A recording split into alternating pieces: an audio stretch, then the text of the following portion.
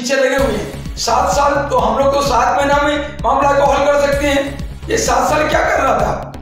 अब मैं आपको विश्वास दिलाना चाहता हूँ कि भारतीय जनता पार्टी की सरकार जो है, माननीय अमित शाह जी जो गृह मंत्री जी हैं, माननीय मोदी जी जो प्रधानमंत्री जी हैं और माननीय रक्षा मंत्री जो राजनाथ सिंह जी हैं, ये सभी ने हमें आश्वासन दिया है और हमें ये कहा है जो आप सही तरीके से इनकी लड़ाई को लड़ें और नीतिगत फैसला भारतीय जनता पार्टी की सरकार करेगी और कानूनी ऑर्डर जो सेंट्रल लेवल कोर्ट है वो करेगा और दोनों को मिलाकर जो एसपीओ का हक होगा वो उनको मुहैया कराएगा। जम्मू कश्मीर लद्दाख के एसपीओ की रेगुलर पॉलिसी फ्रेम हो जाए, तुरंत सैलरी में इजाफा हो जाए, एक्स ग्रेशिया रिलीफ में बढ़ोतरी हो जाए। नंबर 2, जो हमारे डिसएंगेज एसपीओज हैं जिसमें यहाँ पर होम मिनिस्टर ऑफिस से ऑलरेडी लेटर जा चुका है, उनको री एंगेज किया जाए। और दूसरा, जो हमारे रिटायरमेंट अभी एसपीओज रिटायर्ड किए गए हैं विदाउट रिटायरमेंट बेनिफिट, उनके लिए, और जो हमारे साइटेशन के केसेस जो डीजी साहब ने एक आर्डर इशू किया है कि हमारे जम्मू कश्मीर में एसपीओज के लिए ऑलरेडी कुछ पॉलिसियाँ जो है मौजूद हैं, मगर वो केस भी कहीं हज़ारों की तादाद में जम्मू कश्मीर में पेंडिंग है। एक मेरा आपसे प्रश्न है, जैसा कि भारतीय जनता पार्टी ने धारा 370 और 35 से हटाई है जम्मू कश्मीर की जनता को राहत देने के लिए, वहीं पे पैंथर्स पार्टी से संबंध रखने वाले सेवा सिंह बाली की कितना सुन पाएगी सेंट्रल गवर्नमेंट, इस पे आप क्या कहेंगे? देखिए, भारतीय जनता पार्टी की सोच हमेशा से राष्ट्रीय सोच रही है और हमारी भी अटल जनशक्ति पार्टी की और बम महाराज नोटिया की सोच भी राष्ट्रीय ही रही है और एक दूसरे के पूरक है। मैं 24 फरवरी 2021 को सबसे पहले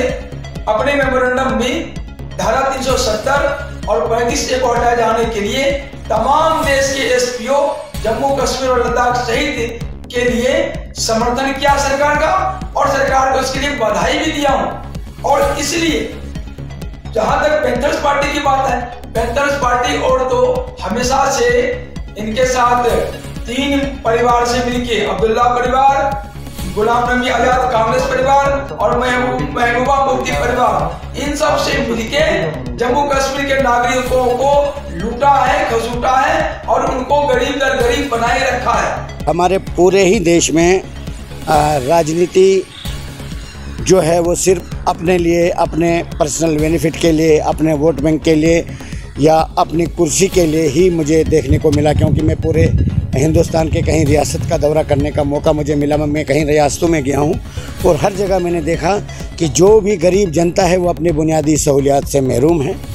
उसी का ये नतीजा है और मुलाकात ये करने देंगे। अगर मुलाकात नहीं मिलती है तो जम्मू कश्मीर में आने वाले वक्त में आप देखोगे खुद ही कि जम्मू कश्मीर में एक जन सैलाब उभरेगा और जो वहाँ 70 साल से वहाँ के लोगों के साथ जुल्म व सितम हुआ है, अब लोगों के सिरों के ऊपर पानी पहुँच चुका है। अब वो बर्दाश्त करने वाला नहीं। मैंने बार बार आगाह किया है बज़रिया मीडिया, बज़रिए लेटर में प्राइम मिनिस्टर, कोई भी बड़ा अधिकारी ऐसा नहीं होगा जिनको मैं फरियाद नहीं की। उसके बाद भी अगर ये टस से मस नहीं हुए तो जम्मू कश्मीर की जनता आने वाले वक्त में बहुत बड़ा आंदोलन करने के लिए मजबूर हो जाए। एक सवाल और है, जैसे कि सेवा सिंह बाली जी लगातार प्रयासरत हैं कि उन्हें सिक्योरिटी दिया जाए, उन्हें क्या खतरा है? कितने बड़े नेता हैं कि उन्हें आज सिक्योरिटी की आवश्यकता है और अब तक उन्हें सिक्योरिटी नहीं दी गई? क्या देखिए, सिक्योरिटी की जहाँ तक बात है, खतरा अगर आतंकवाद से अगर किसी को हो तो ये बात समझ में आती है। अब खतरा अगर एसपीओ से हो जिसका वो काम कर रहे हैं, ये तो दाल में कुछ काला नजर आ रहा है। या तो आपने लोगों से जो कमिटमेंट किया और पूरा नहीं किया तो जाके हाथ जोड़ लीजिए, कहिए भाई मेरे से गलती हो गई और मैं माफी मुझे दे दीजिए। सेवा सिंह बाली ऐसे कर ले तो एसपीओ से खतरा टल जाएगा, फिर उनको सुरक्षा की जरूरत नहीं पड़ेगी। लेकिन अगर कोई आतंकवाद गतिविधि से, आतंकवादियों से खतरा है तो उसको प्रत्यक्ष करें, मुझे आतंकवाद से खतरा है तो उस पर सरकार विचार करेगी। हम इस वक्त फाइनल स्टेज पर पहुंच चुके हैं और कुछ ही दिन पहले मैं दिल्ली में गया था। 8-9 दिन वहाँ रहने के बाद मैं वापस आया हूँ और जम्मू और आज यहाँ रामबन डिस्ट्रिक्ट में पहुँचा हूँ। हो सकता है मंडे को मैं श्रीनगर में पहुँचूँगा और मैं जम्मू कश्मीर लद्दाख के एसपीओज़ को ये बताना चाहता हूँ कि जो भी हमें होम मिनिस्टर ऑफ इंडिया की तरफ से और वहाँ से हमें ये आश्वासन भी मिला है कि एक हफ्ते के अंदर अंदर हम पूरी रिपोर्ट भी लेंगे और उसका जो भी संज्ञान होगा वो लिया जाएगा। और दूसरी बात मैं बताऊंगा, उसमें हमने डिटेल जो ऑनरेबल होम मिनिस्टर को दिया है वो तमाम एसपीओज़ भाइयों के साथ मैंने शेयर कर दिया ऑलरेडी, और जिनको नहीं भी पहुंचा होगा उनको भी मैं शेयर करूंगा। और जो भी वहां से एक्शन लिया जाएगा वो भी मैं अपने तमाम एसपीओज़ भाइयों और बहनों को पूरी जानकारी दूंगा। और कल हेयरिंग भी हुई है और उसमें भी जो होम डिपार्टमेंट की तरफ से, जम्मू कश्मीर होम डिपार्टमेंट की तरफ से जो रिप्लाई देना है उसके लिए भी बहुत अच्छी तरीके से उन्होंने बनाया है। और उसमें कोशिश यही है, उसी सिलसिले में मैंने एडवाइज़र साहब से भी रिक्वेस्ट की थी कि जो जम्मू कश्मीर लद्दाख के एसपीओज़ के रिलेटेड हमारा जो पिटिशन फाइल हुई है और होम डिपार्टमेंट को नोटिस इशू हो गए हैं, उसके लिए रिप्लाई जो है उसमें तेज़ी लाई जाए। और एडवाइज़र साहब से रिक्वेस्ट की थी और एडवाइज़र साहब ने जम्मू कश्मीर के डीजीपी साहब को एक लेटर भी इशू कर दिया जिसमें उनसे गुजारिश की गई है, उनको कहा गया है कि आप इस पर तुरंत एक्शन लीजिए जिससे हमारे जम्मू कश्मीर के एसपीओज़ मज़ीद सफ़र न करें और उनका जो राइट बनता है जिसके लिए वो डिज़र्व करते हैं, जो 24 घंटे सर्विस करने के बाद कहीं हमारे एसपीओज़ भाई शहीद भी हो गए और उनको अब इंसाफ मिल जाना चाहिए। हमने हर जगह पर जाके हमने उनको इंसाफ दिलाने की गुहार लगाई है, जगह जगह पर चीख चीख के बोला है। और अब हम ये मानते हैं कि जम्मू कश्मीर की गवर्नमेंट को और देश की गवर्नमेंट को चाहे कि जम्मू कश्मीर लद्दाख के एसपीओ जो देश के नाम पर मर मिटने के लिए तैयार रहते हैं, तत्पर रहते हैं, कहीं एसपीओ भाइयों ने शहादत तक दी, उनको उनका हक जो है वो उनको मिल जाना चाहिए। और दूसरी बात मैं बताऊंगा कि जो हमारे एसपीओ भाई रिटायर्ड हुए हैं उनके लिए भी हमने रिटायरमेंट बेनिफिट के लिए रिक्वेस्ट की है कि इनको रिटायरमेंट बेनिफिट दिया जाए, यानी कुछ अमाउंट फिक्स किया जाए, जिसमें हमने चीफ सेक्रेटरी साहब को सुप्रीम कोर्ट ऑफ इंडिया के सीनियर एडवोकेट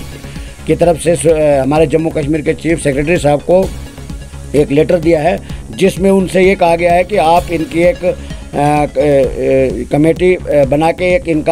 एक पॉलिसी फ्रेम कर दीजिए जिसमें इनको एक अमाउंट फिक्स करके इनको दिया जाए। नंबर 2, जो हमारे जो एसपीओज़ डिसएंगेज किए गए हैं, जब हमारे जम्मू कश्मीर के अंदर बहुत ज़्यादा मिलिटेंसी थी उस वक्त उन्होंने काम किया है और आज भी वो डिपार्टमेंट में कई लड़के जो ऐसे हैं उनको डिसएंगेज कर दिया गया है। मामूली सी लापरवाही की वजह से उनको डिपार्टमेंट की गफलत शारिज है, यानी डिपार्टमेंट के पास वो आज आकर कोशिश करते हैं, डिपार्टमेंट के पास जाते हैं कि हमें रीएंगेज किया जाए, मगर डिपार्टमेंट जो है टस से मस नहीं होता है। उसके लिए हमने ऑनरेबल होम मिनिस्टर साहब को एक लेटर दिया था, मेमोरेंडम दिया था, उसमें होम मिनिस्टर साहब के ऑफिस से बाकायदा जम्मू कश्मीर के प्रिंसिपल सेक्रेटरी होम और डीजीपी को एक लेटर आया था। उसके लिए हमने आरटीआई भी फाइल कर दिया है कि जो भी जम्मू कश्मीर के अंदर डिसएंगेज एसपीओज़ हैं उनको रीएंगेज किया जाए। उस लेटर का हवाला देके हमने आरटीआई फाइल किया है कि जम्मू कश्मीर के गवर्नर इंतजामिया ने उस पर क्या संज्ञान लिया है, तो वो भी हमने रिपोर्ट मांगी है। और दूसरी बात मैं बताना चाहूँगा, जो एसपीओज़ के लिए डीजी साहब ने पिछले साल एक रिपोर्ट दी थी जिसमें उन्होंने कहा था कि हमारे पास एसपीओज़ के लिए कुछ पॉलिसियाँ मौजूद हैं जिसमें साइटेशन, आरटीआई डिप्लोमा, जो आईटीआई डिप्लोमा होल्डर जो हैं, जो भी ट्रेड से जुड़े हो उनको भी हम बेनिफिट देते हैं, साइटेशन वालों को बेनिफिट देते हैं और सपोर्ट्स वालों को भी बेनिफिट देते हैं। उस आर्डर को मैंने सुप्रीम कोर्ट के एडवोकेट के तरफ से आरटीआई फाइल करवाई है और उसका एडिशनल सेक्रेटरी साहब को मैं सेक्रेटरीट में दे के आया हूँ आरटीआई का जो लेटर है होम डिपार्टमेंट में। और उनसे ये मांगा गया है कि आपके जम्मू कश्मीर के अंदर उस आर्डर के तहत जो डीजी साहब ने दिया है कि हमारे पास ये पॉलिसियाँ हैं, उस आर्डर के तहत कितने केसेस आपने आज तक कंप्लीट किए हैं और कितने केसेस पेंडिंग हैं। जो केसेस पेंडिंग है वो किसकी वजह से पेंडिंग है, उसका रीज़न क्या है वो बताया जाए। नंबर 2, उसको पेंडिंग रखने का रिस्पांसिबल कौन है, जिसके ऊपर ये रिस्पांसिबिलिटी आयद होती है कि वो पेंडिंग रहे, किस वजह से रहे, ये पूरी डिटेल जो है सुप्रीम कोर्ट ऑफ इंडिया से के एडवोकेट की तरफ से थ्रू आरटीआई रिपोर्ट मांगी गई है। और ये सारा जो रिपोर्ट आएगी वो अभी हम शेयर करेंगे। और जो भी होम मिनिस्टर साहब को हमने जो लेटर दिया है वो भी जो उसका हमें रिटर्न में जो जवाब आएगा मैं तमाम एसपीओज़ भाइयों से शेयर करूंगा। और जो हाई कोर्ट से 1-2 दिन में जो वहां से निकल के आएगा, कल हेयरिंग हुई है 6 तारीख को 7 को, और उसका भी जो आएगा वो भी मैं शेयर करूंगा। यही मैंने थोड़ी सी जानकारी जो है एसपीओ को देना चाहता हूँ। और सोमवार को मैं श्रीनगर में जा रहा हूँ और वहाँ पर एक लेटर जो है जो डीजी साहब के लिए लिखा गया है, जिसमें होम मिनिस्टर ऑफिस से एक लेटर आया था, ऑल जम्मू कश्मीर डिसंगेज एसपीओज को रीएंगेज कर दीजिए, जिसमें आरटीआई के थ्रू पूछा गया है कि आपने उस लेटर पर क्या एक्शन लिया और आपने आगे क्या एक्शन लेना है। अगर कोई आपको परेशानी आती है वो रिपोर्ट दे दीजिए, ताकि उसके लिए हम फर्दर जो है एक्शन लें और फर्दर कार्रवाई करें, ताकि उनको भी इंसाफ मिले। और जम्मू कश्मीर लद्दाख में जो इस वक्त ड्यूटी कर रहे हैं हमारे एसपीओ भाई, अब हमारा यही कहना है कि उनको इंसाफ मिल जाना चाहिए, क्योंकि हर एक दरवाजे में जाके हमने चीख चीख के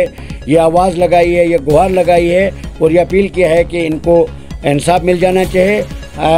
मैं तमाम पॉलिटिकल पार्टी से, तमाम लीडरान से ये गुजारिश करना चाहता हूँ, सियासत से हट के जो हम सब की रक्षा करने के लिए ज़िंदगी को दांव पे लगा रहे हैं, उनको इंसाफ से वंचित रखना, उनको इंसाफ से महरूम रखना कोई भी कानून इजाज़त नहीं देता है। अगर जम्मू कश्मीर की गवर्नर इंतज़ामिया के पास थोड़ा सा भी इंसाफ बचा होगा तो तुरंत जम्मू कश्मीर के एसपीओज़ की रेगुलर पॉलिसी और उनको सैलरी में इजाफा कर दिया जाना चाहिए। यही मेरा पैगाम भी है और यही मेरी ऑनरेबल होम मिनिस्टर गवर्नर साहब से यही अपील रहेगी।